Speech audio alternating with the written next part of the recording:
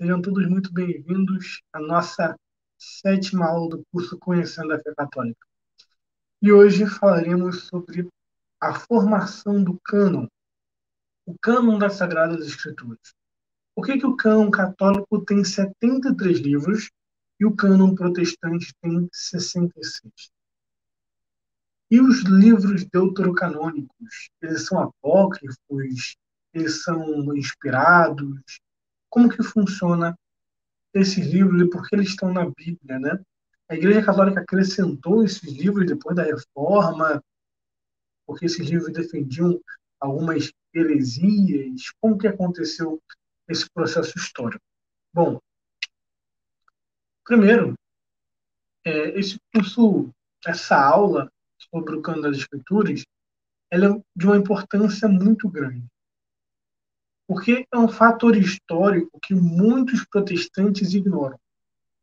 E muitos protestantes não possuem conhecimento. Não é nem a desonestidade, mas é a ignorância de não terem acesso a esse conhecimento.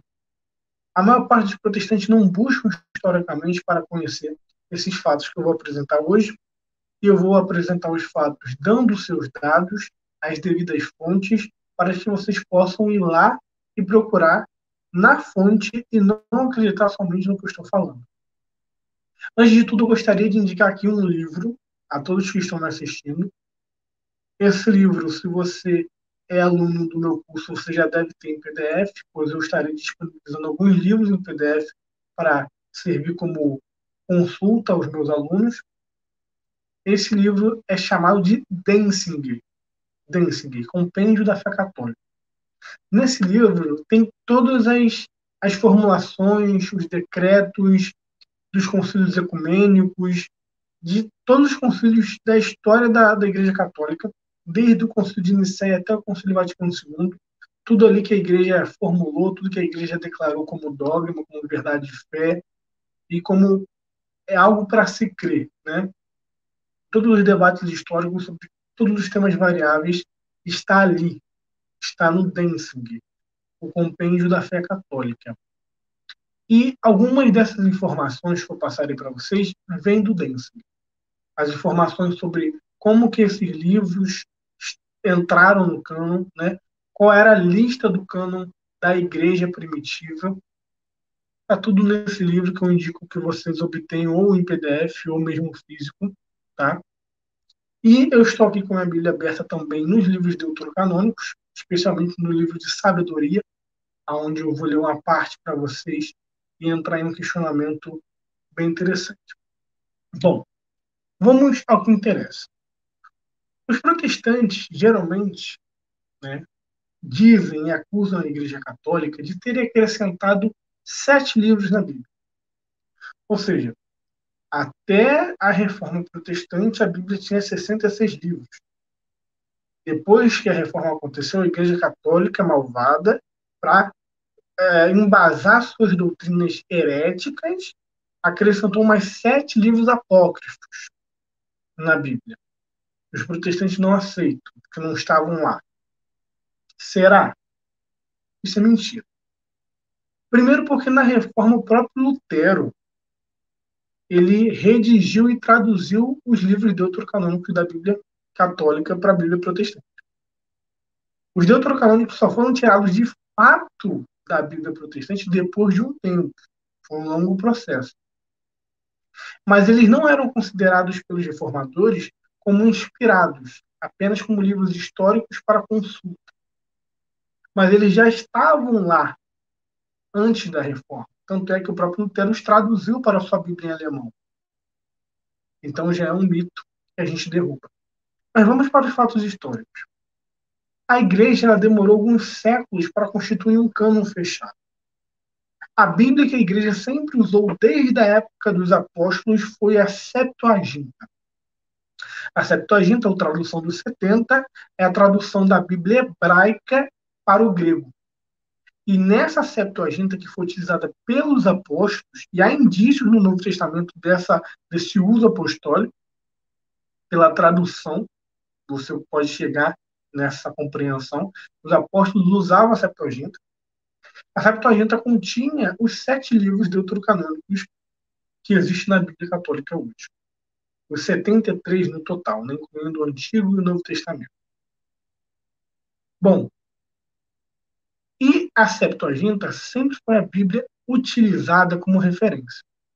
Quando a igreja ela definiu o cânon, a definição do cânon foi um longo processo, mas a igreja, em certos momentos da história, já tinha batido esse martelo, né? Lá por volta do ano 397, no quarto século, o Concílio de Cartago, isso foi exatamente 1103 anos antes da Reforma Protestante. Foi há um milênio antes da Reforma Protestante. Esse concílio definiu quais eram os livros da Bíblia, quais eram os livros que deveriam ser lidos na igreja como inspirados por Deus. Aqui eu excetuei a parte do Novo Testamento, porque a Bíblia no Novo Testamento católica é a mesma da protestante, com 27 livros. Então eu vou focar agora no Antigo Testamento. E o Concílio de Cartago, no ano 397 d.C., contemporâneo a Santo Agostinho, que também defendia os deuterocanônicos, e depois eu vou indicar mais uma indicação aqui de livros de Santo Agostinho, onde ele defende os deuterocanônicos, onde ele cita e usa como base bíblica inspirada. Mas nesse concílio, no cânone 24, vai dizer o seguinte: não seja lido na igreja ao exceto as escrituras canônicas. Item que, exceto as escrituras canônicas, nada seja lido na igreja sob o nome de escritura divina. Ou seja, nada deve ser lido na igreja sob o nome de escritura divina, exceto a escritura canônica. Mas quais são essas escrituras canônicas? São as seguintes. As escrituras canônicas são as seguintes: Gênesis, Êxodo, Levítico, Deuteronômio, Josué, Juízes, Ruth, os Reis, que são 4 livros, né, que conta 1 Samuel, 2 Samuel, junto com os Reis, Crônicas, 2 livros, Jó, Saltério, 5 livros de Salomão. Aqui os 5 livros de Salomão são Salmos, Provérbios, Eclesiastes, Sabedoria e Eclesiástico.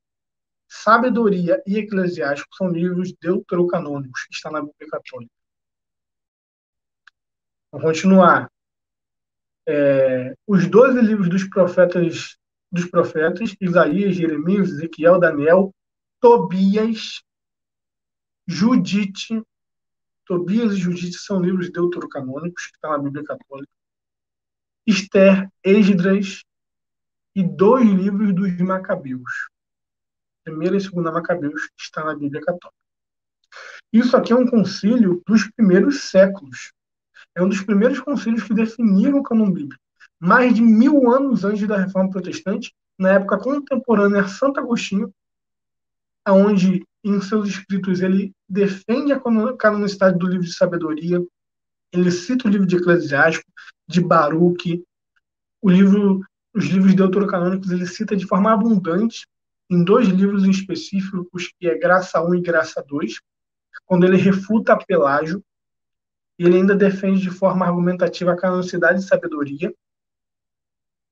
Ou seja, os pais da igreja sempre utilizaram esses livros como canônicos, e os concílios da igreja confirmaram isso.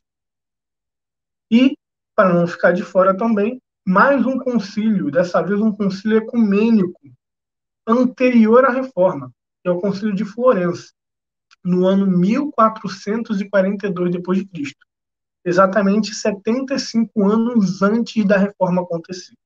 Lutero não era nem nascido. O Concílio de Florença vai decretar o seguinte: o Sacrosanto Concílio professa que um e mesmo Deus é autor do Antigo e do Novo Testamento, isto é, da lei dos profetas e do Evangelho, pois os santos de ambos os testamentos falaram sobre a inspiração do Espírito Santo. Este concílio aceita e venera os seus livros que vêm indicados pelos títulos seguintes: o Pentateuco de Moisés, isto é, Gênesis, Êxodo, Levítico, Números, Deuteronômio, Josué, Juízes, Ruth, 4 livros dos Reis, que conta com o primeiro e segundo Samuel, 2 do Paralípomenos, Esdras e Paralípomenos Crônicas, se não me engano, Esdras, Neemias, Tobias, Judite, novamente, Esther, Jó, Saltério de Davi, as parábolas, Provérbios, né? Eclesiastes, Cântico dos Cânticos, Sabedoria, Sabedoria Eclesiástico. Os 5 livros de Salomão são Sabedoria, Eclesiástico, Provérbios, Eclesiastes e Cântico dos Cânticos. Salmos não são, não. Salmos é a parte. Salmos tem algumas citações de Davi, etc. Mas os 5 livros que são denominados como de Salomão são esses. 3 que tem na Bíblia protestante, que é Provérbios, Eclesiastes e Cântico dos Cânticos. 2 deuterocanônicos, que é Eclesiástico e Sabedoria, que estão na Bíblia Católica. E o Concílio de Florença confirma isso. Para continuar, Isaías, Jeremias, Baruque novamente, que é deuterocanônico, Ezequiel, Daniel, os 12 profetas. Ele vai falar aqui os nomes dos 12 profetas. E 2 livros no Macabeus, no último lugar. Bom, só que nós temos 2 concílios, entre eles um ecumênico, que é o Concílio de Florença, que definiu o cânon bíblico do Antigo Testamento, contando com os 7 livros deuterocanônicos, e dizendo que a igreja venera esses livros como inspirados pelo Espírito Santo. Então, já podemos ver que não foi uma adulteração católica, pós-reforma. Foi uma coisa que a igreja sempre usou, inclusive está presente nas citações e nos livros dos pais da igreja, principalmente aqueles livros da patrística, onde está a teologia dos pais da igreja, e eles defendem essa teologia usando a Bíblia, muitas vezes, e usando os livros deuterocanônicos. Agora, após a reforma, como os protestantes estavam rejeitando a canonicidade desses livros, a igreja teve que reafirmar. Agora entenda, no Concílio de Trento, a igreja não dogmatizou os livros deuterocanônicos. A igreja confirmou. A igreja reafirmou. Isso já era dogmatizado em Florença e já era dito também no Concílio de Cartago. E entre outros concílios que eu não estou citando aqui. Estou citando apenas 2. Um mais antigo e o outro mais recente, antes da reforma. Mas tem outros, tem o de Roma, tem o de Hipona, tem o Cartago III, tem o de Trullo, todos eles trazendo a mesma lista de 73 livros, sendo 7 deuterocanônicos no Antigo Testamento. E o Concílio de Trento teve que reafirmar, não dogmatizar porque já era dogmatizado, mas reafirmar por causa dos protestantes. E diz, o Concílio de Trento diz o seguinte: para evitar dúvidas, não está dogmatizando, está reafirmando, para não restar dúvida. Para evitar dúvidas a respeito dos livros reconhecidos por este concílio, julgou oportuno acrescentar este decreto ao elenco. São os seguintes: no Antigo Testamento, os 5 de Moisés, Gênesis, Êxodo, Levítico, Números, Deuteronômio, Josué, Juízes, Ruth, 4 dos Reis, 2 do Crônicas, de Esdras, primeiro e segundo, que é chamado de Neemias também, Tobias, Judite, novamente, Esther, Jó, Saltério de Davi, 150 Salmos, Provérbios, Eclesiastes, Cântico dos Cânticos, Sabedoria, Eclesiástico, Jeremias com Baruque, Ezequiel, Daniel, os profetas menores, e lá embaixo está, novamente, Macabeus, primeiro e segundo. Ou seja, novamente, a igreja no Concílio de Trento reafirma o cânon católico de 73 livros.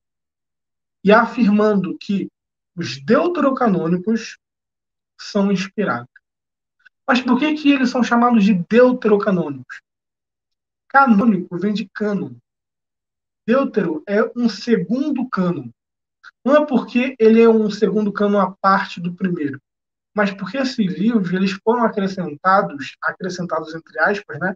Mas eles entraram no processo do cânon um pouco além do tempo. Ou seja, não que tardio ou muito tardio. Não que o cânon tinha 66 e passou a ter 73, mas livros entraram e saíram conforme o tempo. Eles tinham a Apocalipse de Pedro, Evangelho de São Tiago, Evangelho de Maria Madalena, livros apócrifos que queriam entrar na Bíblia, segundo algumas pessoas, mas a igreja rejeitou. Então, numa segunda ordem do cânon, esses livros deuterocanônicos, que são canônicos, estão dentro do cânon, apareceram para completar e fechar, segundo a igreja, esse cânon, isso desde mais de 1000 anos antes da Reforma. E no Novo Testamento também existem livros deuterocanônicos, que foram livros um pouco mais tardios, mas que sempre participaram do cânon, mas foram reconhecidos de forma oficial mais tardiamente, que são Apocalipse, Judas, Tiago e Hebreus. E por incrível que pareça, Lutero rejeitou todos esses. Lutero rejeitou todos esses livros do Novo Testamento. E eu trago aqui a citação de Lutero falando desses livros.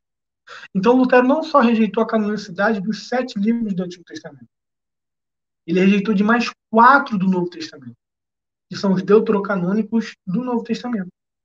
Então, o segundo cânon do Novo Testamento, que são esses 4 livros, também foram tidos por Lutero como livros apenas para leituras pastorais, históricas, mas que não são palavras de Deus.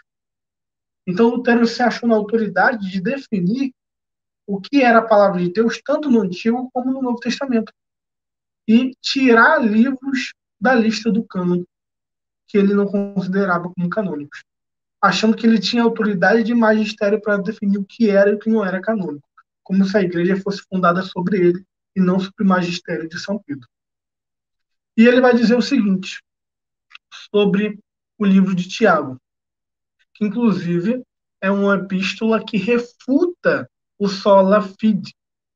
E eu já vou mostrar aqui a base bíblica para isso. Ele vai falar do livro de Tiago o seguinte: o Evangelho de João, em sua primeira epístola, as epístolas de Paulo, especialmente Romanos, Gálatas, Efésios e a primeira epístola de Pedro, são livros que te mostram Cristo e te ensinam tudo o que é necessário e salvífico conhecer, ainda que jamais vejas ou escutes outro livro ou doutrina.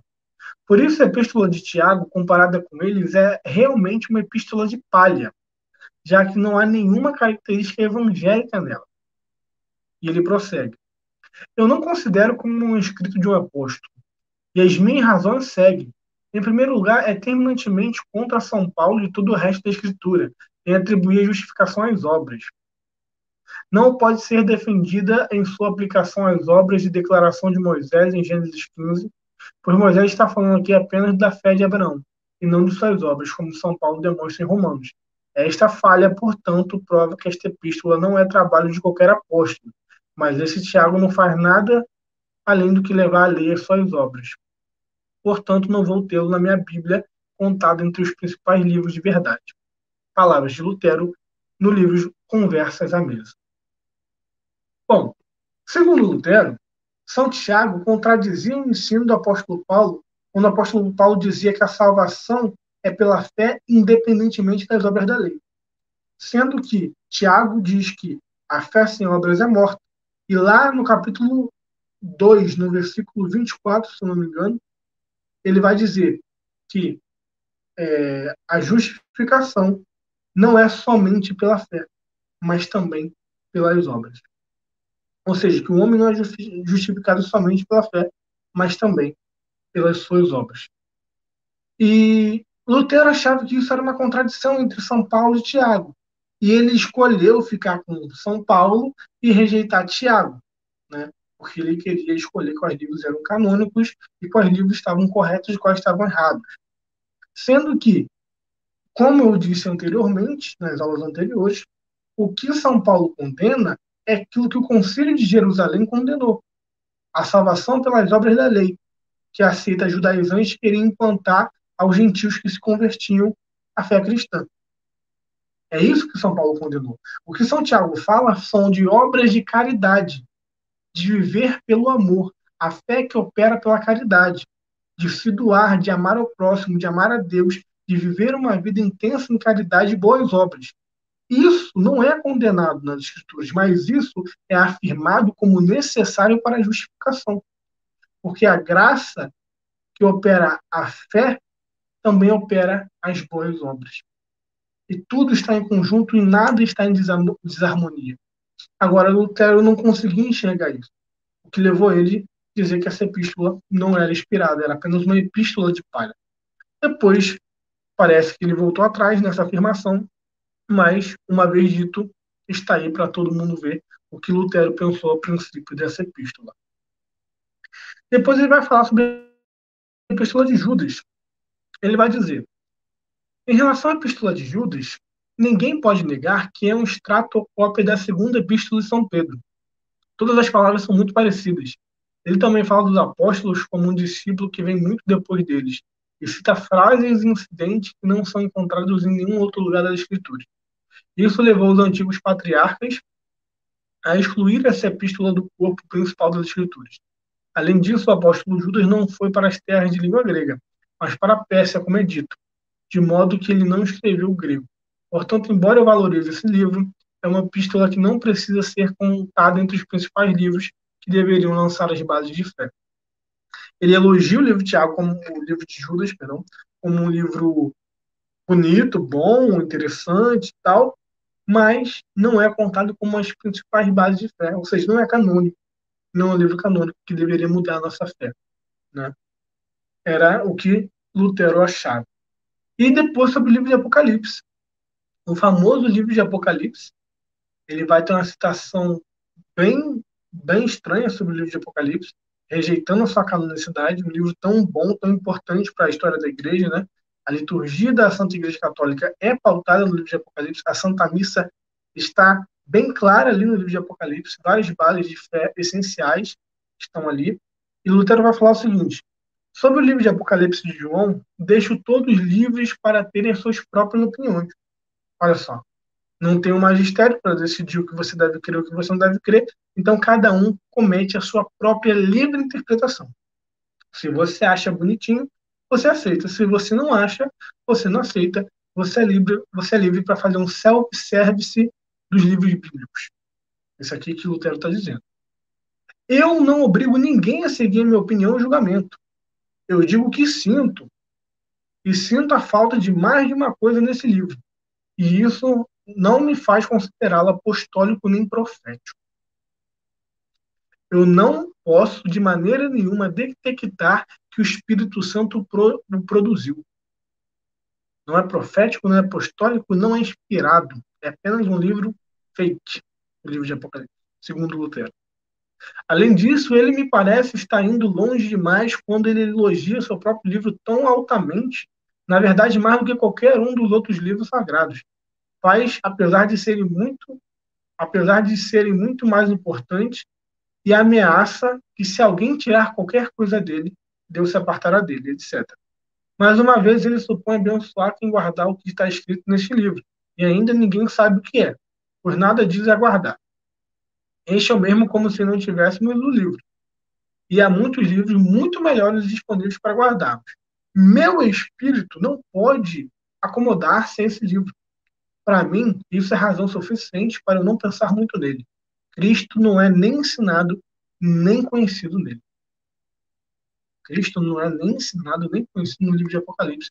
E o espírito de Lutero não deixa ele se acomodar a esse livro. Ou seja, Lutero julga a canonicidade de um livro conforme o que o seu espírito diz a ele. Ou seja, Lutero era tão egocêntrico que a sua própria opinião, o seu próprio ego definia aquilo que ele queria crer ou não crer. E diz que Cristo não é conhecido no livro de Apocalipse, quando o livro de Apocalipse é totalmente centrado em Cristo. Na segunda vinda de Cristo, no capítulo 19, no julgamento do trono branco, no capítulo 20, no milênio espiritual de Cristo, o reino milenar espiritual de Cristo, quando também diz a respeito do cavaleiro branco, quando diz a respeito também do cordeiro que abre os 7 selos, é Cristo do início ao fim. A visão de Cristo no capítulo 2, no capítulo 1 de Apocalipse, a visão de Cristo glorificado, é Cristo inteiramente Apocalipse. E Lutero acha que o espírito dele diz que não tem que acreditar nesse livro. Mas ele deixa cada um com a sua livre interpretação, porque também ele não vai obrigar ninguém a crer igual a ele, né? Ou seja, é isso que acontece quando se rejeita a autoridade do magistério da Igreja Católica. Você não tem um magistério superior com autoridade infalível para determinar aquilo que se deve crer e o que não se deve crer. Então a doutrina cristã vira um self-service.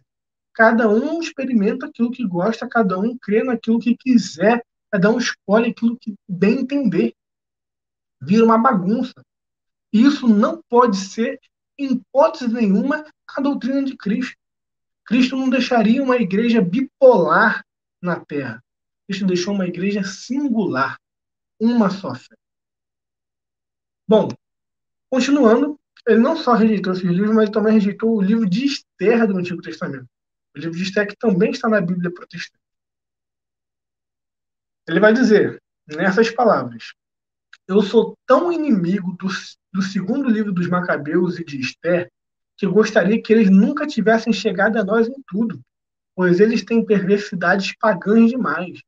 Os judeus estimam mais o livro de Esther do que qualquer um dos profetas, pois eles são proibidos de lê-lo antes dos 30 anos, em razão de matéria mística que ele contém. Tudo isso está escrito no livro Conversas à Mesa, American Edition of Luther's Work. Bom, esse é Lutero.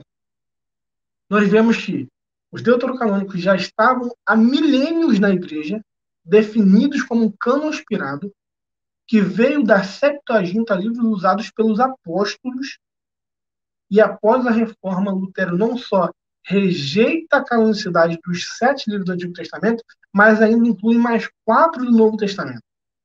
Na verdade, Lutero não rejeitou de 7, né? Rejeitou de 8, contando com o livro de Esther. Então, é uma coisa tremenda. Se você botar aí na ponta do lápis, são 12 livros canônicos a menos na Bíblia de Lutero. Ou seja, a Bíblia de Lutero, ela não tinha nem os 66 livros, ela tinha menos. Ela tinha menos que os 66 livros. Porque ele tirou 8 do Antigo Testamento, mais 4 do Novo Testamento.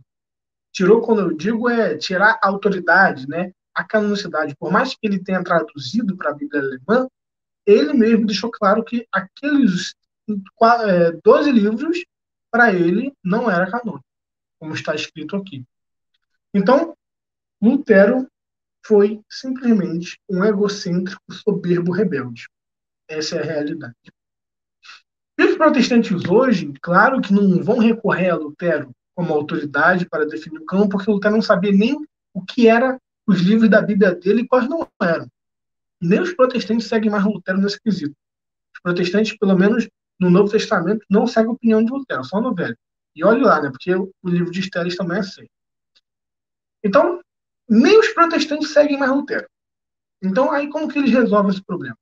Eles dizem o seguinte: bom, os deuterocanônicos não podem estar na Bíblia porque os judeus, no primeiro século depois de Cristo, fizeram um concílio chamado Jamnia, concílio de Jamnia, e nesse concílio eles definiram o cânon bíblico da Tanakh, que é os 66 livros do Antigo Testamento, tirando os deuterocanônicos da Septuaginta, e esses judeus disseram que esses livros eram os livros do Antigo Testamento inspirados.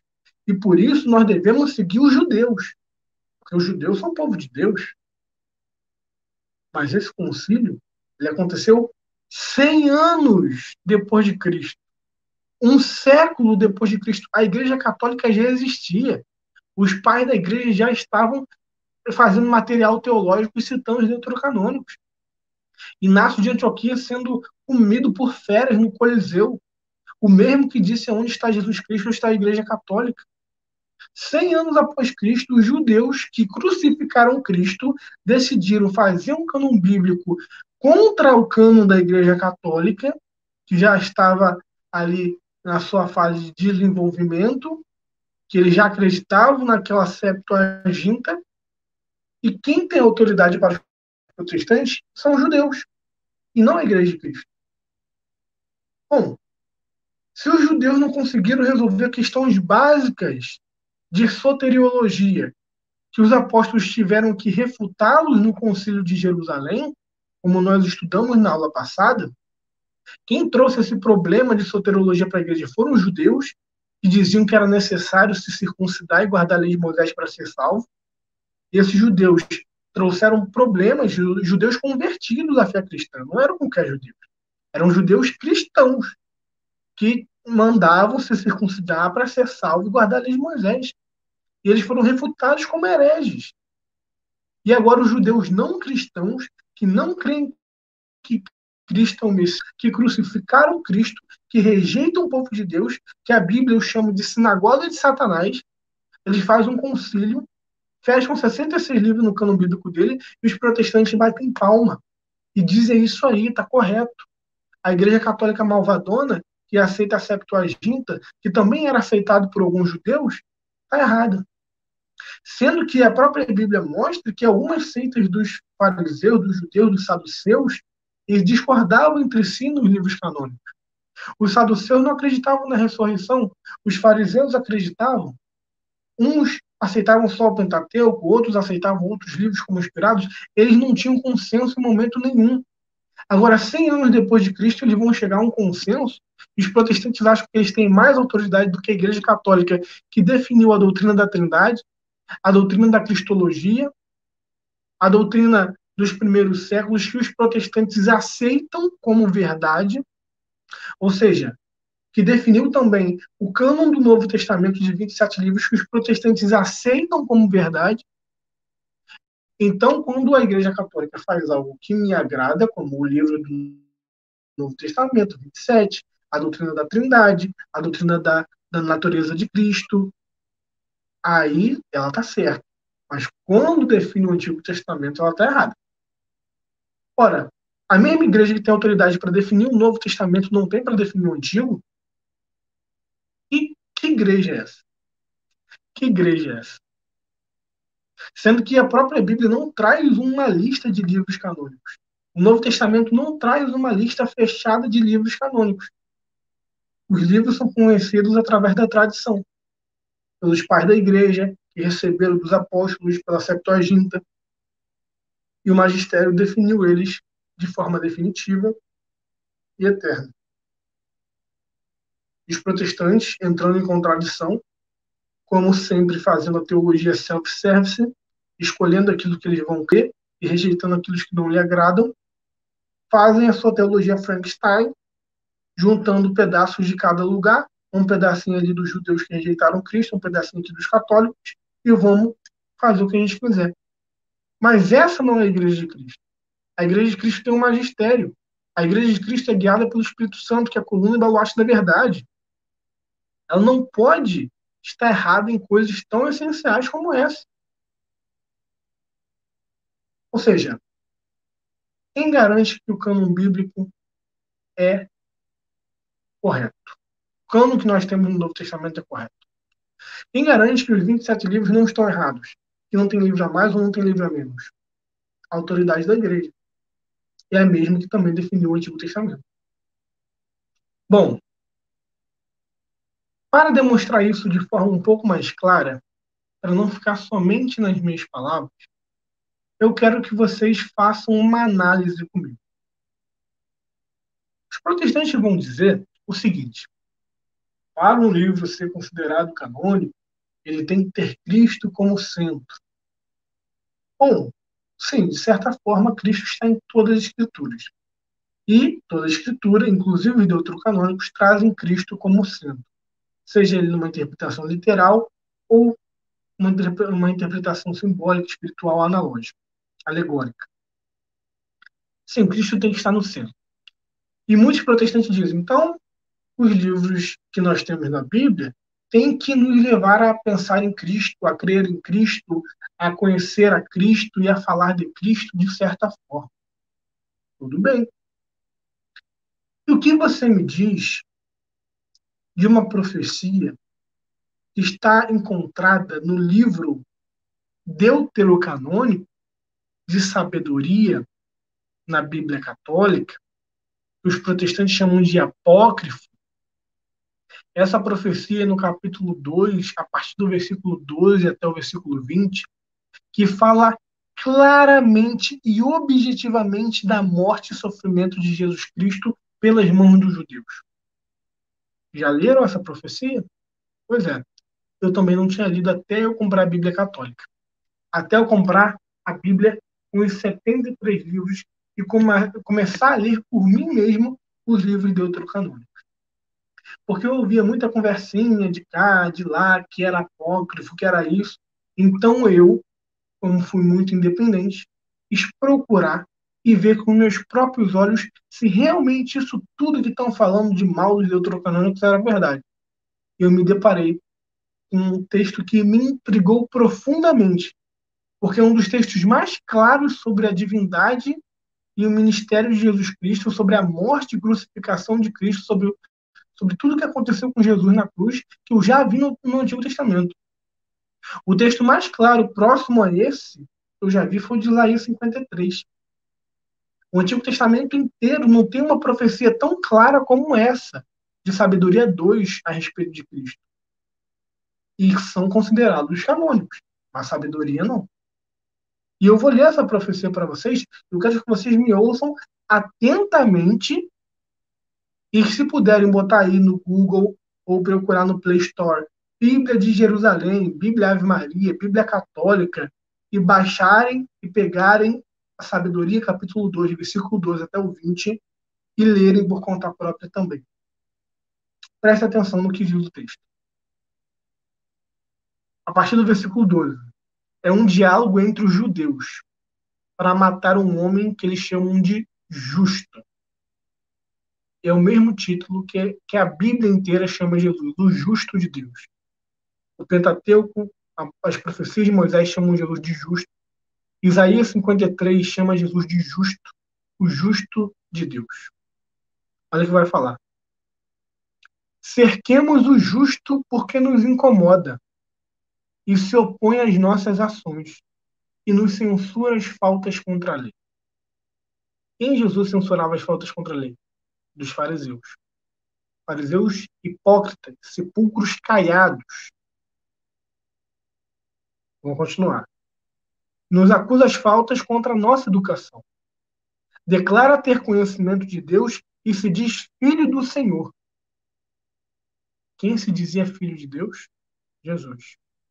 Jesus era chamado de dois títulos, filho do homem e filho de Deus. Os fariseus achavam que esse termo filho de Deus a Jesus era uma blasfêmia, porque ninguém era chamado de filho de Deus. E Jesus veio trazendo essa informação e foi muito agredido por isso. E que continua. Ele se tornou acusador dos nossos pensamentos. Basta vê-lo para nos importunarmos. Sua vida se distingue dos demais. Os seus caminhos são todos diferentes. Ele nos tem em conta de bastardos. De nossas vias se afasta. Jesus tinha os judeus como bastardos. Vós não tem pai por Abraão, vós tem pai o diabo. Vós sois filhos do diabo. Vós não sois filhos de Deus. Vós não sois filhos de Abraão. É o que Jesus dizia para os judeus. Tinha os judeus como bastardos, falsos filhos, filhos bastardos, filhos rebeldes, que não aceitavam Deus como pai e não seguiam a paternidade e a filiação de Abraão. E continua. Ele nos tem por conta de bastardos, de nossas vidas se afasta como se contaminasse. Proclama feliz o destino dos justos e se gloria de ter Deus por pai. Quem na história da humanidade disse que tinha Deus por pai? Quem na Bíblia inteira disse que tinha Deus por pai? Jesus.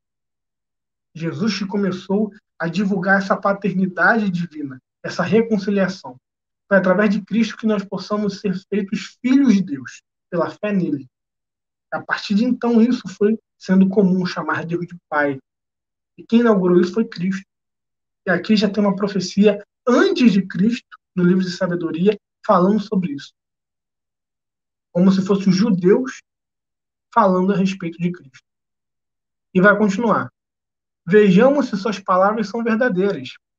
Experimentemos o que será o seu fim. Pois se o justo é filho de Deus, ele o assistirá e o libertará das mãos dos seus adversários. Experimentemo-lo pelo ultraje, pela tortura, a fim de conhecer a sua serenidade e pôr à prova a sua resignação. Condenemo-lo a uma morte vergonhosa, pois diz que há quem o visite. Quem foi ultrajado e torturado? Cristo. Quem foi condenado por uma morte vergonhosa? Cristo. Quem dizia que Deus o assistiria e que há quem o visite? Cristo.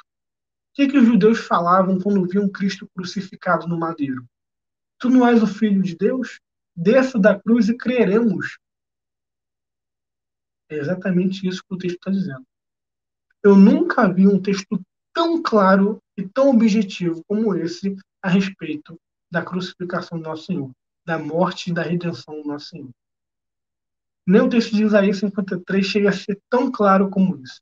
Eu diria que é o único texto que se aproxima quando fala de Cristo de forma bem objetiva. No Antigo Testamento inteiro. Os protestantes chamam esse livro aqui de apócrifo. Agora eu pergunto, como um livro apócrifo, ou seja, um livro falso, não canônico, não inspirado, pode ter uma profecia que se cumpriu? Como um livro que não faz parte do cânon, que não foi inspirado pelo Espírito Santo, que foi criado pela mente do homem, pode ter uma profecia que se realizou palavra por palavra em Jesus Cristo? Se qualquer livro pode acontecer isso, nós não temos certeza nem nos livros que nós temos na Bíblia protestante. Porque se essa profecia é tão clara que é uma coincidência, quem diria das outras passagens do Antigo Testamento? Também não seria uma coincidência? Será que nisso os judeus também estão certos em dizer que a interpretação do Antigo Testamento não fala nada sobre Jesus? Eles pegam aquelas passagens que falam sobre o Messias e dizem que não se refere a Jesus. Será que eles não estão certos nessa interpretação? Porque se o livro de sabedoria é uma farsa, se isso aqui que a gente acabou de ler é uma coincidência, quem dirá os outros textos? Quem me garante que aqueles outros textos, os outros livros da Bíblia são inspirados? Se isso daqui não é inspirado, quem me garante o que é inspirado? A minha mente? Ou como Lutero dizia, o meu espírito? A minha opinião? Não. O que me garante que é inspirado, os livros canônicos, se chama Santa Igreja Católica, que é a coluna e baluarte da verdade. E parafraseando Santo Agostinho, eu não creria nos evangelhos se a isso não me levasse a autoridade da Santa Igreja Católica. Se você crê nos 27 livros do Novo Testamento, é porque a Igreja Católica definiu esses 27 livros como canônicos e entregou na sua mão. E hoje os protestantes dizem que o Antigo Testamento católico é deturpado, adulterado, apócrifo. Mas não conseguem me responder como que tem uma profecia tão clara sobre Jesus no livro de sabedoria. Eles dizem também que é apócrifo. Então, complementando aqui, para a gente chegar ao fim, eu vou ler aqui o que o Catecismo da Igreja Católica diz sobre o cânon das Escrituras, reafirmando novamente aqui, no número 120, quais são os livros inspirados e quais são os livros do cânon das Escrituras. E vai dizer, o cânon das Sagradas Escrituras foi a tradição apostólica que fez a Igreja discernir quais escritos deveriam ser enumerados na lista dos sagrados livros. Esta lista é denominada cânon das Escrituras. Ela comporta 46 ou 45, se contarmos Jeremias e Lamentações juntos, escritos para o Antigo Testamento, e 27 do Novo Testamento. Para o Antigo Testamento é Gênesis, Êxodo, Levítico, Números, Deuteronômio, Josué, Juízes, Rute, 2 livros de Samuel, 2 livros dos Reis, 2 livros de Crônicas, Esdras, Neemias, Tobias, Judite, Esther, 2 livros de Macabeus, Jó, Salmos, Provérbios, Eclesiastes, Cântico dos Cânticos, Sabedoria, Eclesiástico, Isaías, Jeremias, Lamentações, Baruque, Ezequiel, etc. E mais os evangelhos do Novo Testamento, Mateus, Marcos, João, Lucas, e entre as outras cartas de Paulo. Está tudo enumerado tudo aqui no Catecismo da Igreja Católica, número 120. Então, a Igreja sempre ensinou e continua a ensinar a mesma doutrina, a mesma fé, o mesmo cânon bíblico, a mesma verdade imutável. A doutrina dos primeiros séculos, dos séculos da Igreja, do início dos pais da Igreja, dos concílios ecumênicos do início, se perpetuam de século em século e nunca mudam. Assim como a verdade não muda.